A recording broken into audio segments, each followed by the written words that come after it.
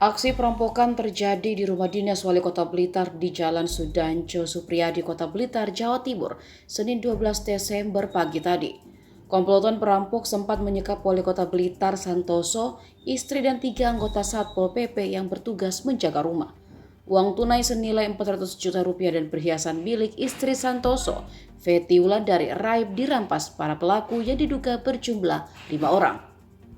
Kapolres Blitar Kota AKBP Argo Wiono menjelaskan saat itu para pelaku juga mengancam wali kota dan keluarga dengan senjata tajam. Lalu memaksa korban untuk menunjukkan lokasi perhiasan dan barang berharga milik istri wali kota Santoso. Dari hasil penyelidikan sementara, para pelaku sempat merusak kamera CCTV dan membawa dekoder yang ada di lokasi. Seperti diberitakan sebelumnya, tidak ada korban luka dalam insiden itu, termasuk 3 anggota Satpol PP yang bertugas menjaga rumah dinas.